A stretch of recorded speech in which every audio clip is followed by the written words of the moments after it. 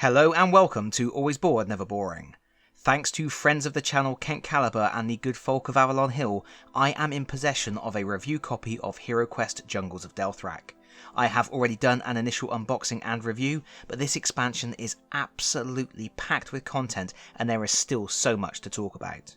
One of the cool things about this expansion is you get two new hero classes, the Berserker and the Explorer. And today, in keeping with tradition here on the channel, we are going to take a closer look at one of those hero classes. We are looking at, drumroll please, the Berserker. Nice miniatures here, and you get male and female variants, which is always appreciated. As I said in my previous video, they have a good amount of detail and should paint up just fine. However, they don't really present like they are berserking. They have very stoic, relatively static poses. A little bit more energy, a greater sense of motion, would really have helped to sell the idea that they are charging into battle. At least with them being posed this way, they aren't overhanging any adjacent spaces, which is always a pain. The fascinating thing about both of the new hero classes in Jungles of Delthrak is that they feel like specializations of a class from the core game. In the case of the Berserker, it is of course a specialization of the Barbarian. You can almost imagine in a full role-playing game situation, you might start out as a Barbarian, and then after accumulating a certain amount of experience, you would have a choice of becoming a Berserker or, I don't know, a Chieftain or something. But that is not what this is. The Berserker is a more specialized Barbarian, but it isn't an upgrade to the Barbarian. Both characters still have their place in the game, both are valid choices. Of course, we all know the Barbarian is the core game's meat shield, a standard, basic, no-nonsense character who is responsible for kicking down doors, kicking in heads, and making sure the wizard doesn't get pulverized. They don't get any special abilities, they just get stacks of body points and the best starting weapon in the game, the broadsword. And no, I'm not doing the funny pronunciation. The Barbarian's stats are Attack 3, Defend 2, Body 8, Mind 2. This positions the Barbarian as having the highest starting body points of any character to date. They also had the highest starting attack of any character until now, as the Berserker also has an attack of 3. In addition to being hard as nails, the Barbarian remains the only character in the game who can make use of Barbarian-only items from the Frozen Horror expansion. Although, we should note that since Rise of the Dreadmoon, the potions that were previously only usable by the Barbarian are now available to all heroes. A move I'm actually okay with. Looking at the Berserker's character cards, we can see they have very similar stats to the Barbarian.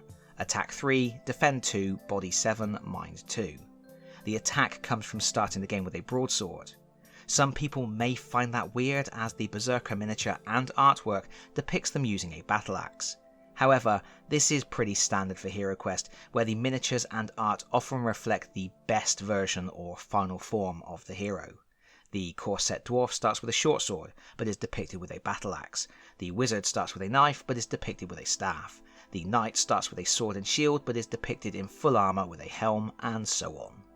Anyway, the Berserker loses 1 body point compared to the Barbarian, so they are slightly squishier. I think that's an important change here for reasons that will become evident when we look at the Barbarian's skills in a moment. If we look at the back of the cards, we have the character description. You are the Berserker, a powerful fighter who grows stronger as the odds become more dire. You know how to channel pain and fury into deft power. Because you like to get up close and personal in combat, you do not use ranged weapons. This is an interesting and very well thought out restriction. A Barbarian with a crossbow is pretty formidable, able to snipe enemies at range and then bust their skulls in melee when they close in. The Berserker losing access to all ranged weapons, this would include throwing axes and daggers, forces them to play to their character and, combined with the slightly lower body point count, gives them a significant weakness to ensure the Barbarian remains a valid choice. This makes perfect sense. The Berserker is a specialist, the Barbarian is a more well-rounded fighter. To offset the Berserker's weakness, and this is what makes the class really interesting, they gain 3 skills, each of which is usable once per quest and then exhausted. However, unlike the Druid, Bard and Warlock, the Berserker lacks an innate ability to refresh any of those skills to use them again. This means the Berserker is most like the Guardian Knight or Elf, the only other characters in the game with 3 single-use abilities each. Fortunately, there is a potion in the Jungles of Delthrak expansion that will restore 1 used spell or skill, which would be really useful for the Berserker to have. Ultimately, just like the Knight and the Elf, the Berserker will get chances to shine in every adventure, doing something suitably awesome, but those chances will be sporadic. They aren't going to be showboating throughout the entire quest like the Rogue Heir or Monk. However, the Berserker is slightly more complex than a character like the Guardian Knight, as all of their abilities have a cost, or else require specific conditions in order to trigger. The first ability is Enrage. As an action, the Berserker can lose up to 2 body points to immediately make an attack, adding 1 attack dice for each body point lost. This is your boss killer. You load up your Berserker with a battle axe, swig a potion, drop 2 body points, and then you... swing away, Meryl. Clearly a useful ability, a chance to assassinate a threat before it can make any kind of impression on the party. And it's interesting that there is a choice there. You don't have to lose 2 body points. You could choose to lose just 1 body point, only adding a single dice to your attack if you think your target is already on the ropes. We can assume in this case, the Berserker is more annoyed than enraged. The ability to make a single concentrated powerful attack can be an all or nothing play in some situations, and if you have been waiting the whole game to show your quality, it can feel bad if you whiff. But at least Enrage has an interesting synergy with the Berserker's other abilities, which require the Berserker to have taken a certain amount of damage. Imagine, for example, our Berserker is at maximum health with 7 body points. They charge into a boss, take a big swing and do some damage. They are now adjacent to the boss with 5 or 6 body points remaining. The ability Retaliation has a requirement that the Berserker must have 5 or fewer body points, and it grants a free attack against an adjacent monster that inflicts damage on the Berserker. In this case, Enrage has set up the Berserker so that if the boss wants revenge, even the slightest glancing blow causing just a single body point of damage is enough to trigger Retaliation. The downside here is that Retaliation relies on an adversary attacking the Berserker and also being adjacent. A wily Zargon is going to make the Berserker into a pincushion with his archers, attack diagonally with large monsters, or even completely ignore the Berserker in favour of slapping the wizard around a bit. Unfortunately, I think that is a potential flaw in the design of the Berserker character, especially when it comes to their third ability, Frenzy. This is an incredibly powerful ability that lets the Berserker use an action to make an attack against all adjacent and diagonally adjacent monsters, an ability previously seen being used by the Wandering Monk. This could clear a room instantly, wipe out a horde of spawnlings, or break a tide of greenskins. With a battle axe and a battle cry, the Berserker is going to clean shop. But this ability can only be triggered if the Berserker has just 3 or fewer body points remaining. And that could be a problem, because Zargon can simply ignore the Berserker, focusing on attacking the rest of the party first.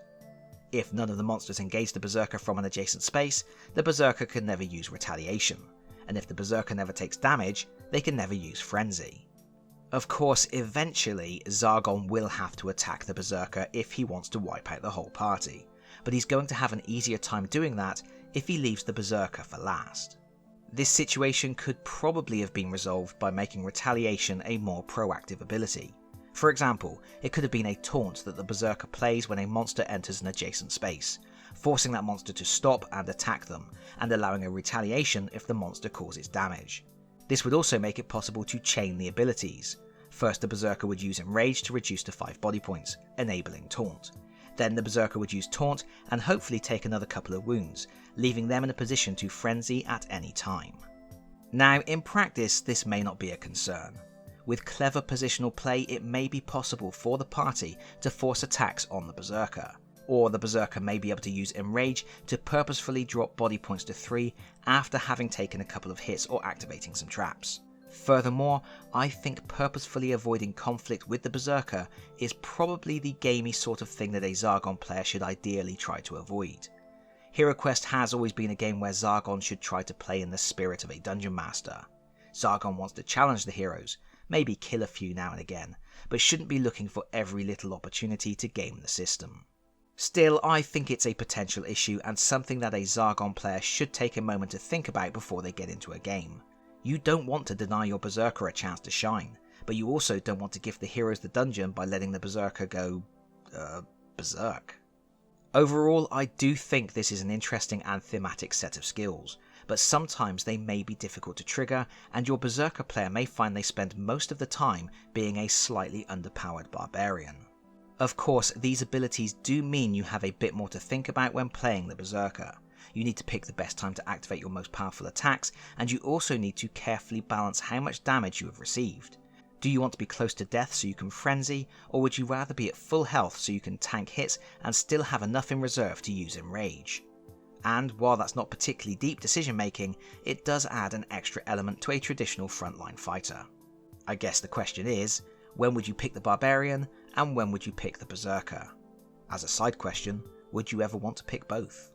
For me, the Barbarian remains the perfect entry level character for younger children and casual gamers. Nothing fussy or fancy, just a strong, very forgiving character.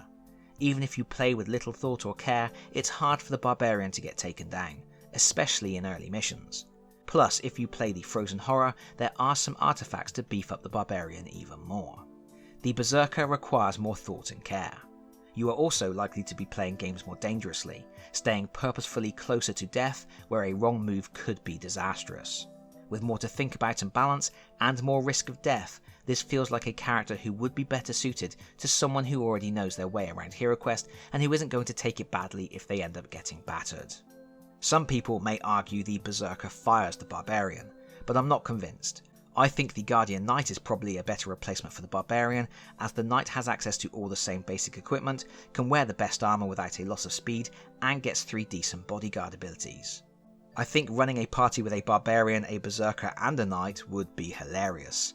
That could really give Zargon a headache. However, I think you would need to add a Berserker to your team with care. Their lack of ranged attacks means they aren't as useful as some of the other frontline fighters. They can't kite enemies, or provide long-range support for weaker allies that are being hunted down. When you consider Jungles of Delthrak also introduces numerous rules that prevent heroes from moving, venomous attacks, skull blights with entangling vines, and hindering terrain, I wonder if the Berserker is going to find themselves frequently out of position, and perhaps shaking off the effects of venom while the rest of the party dies around them. It remains to be seen, and of course, it is a problem for the party to resolve. It's going to be fun finding out whatever.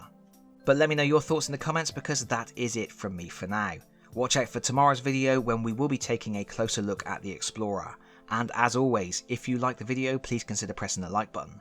If you really like the video, please consider subscribing if you don't already do so. And hopefully, I'll see you all again very soon. Bye bye everyone. Bye bye.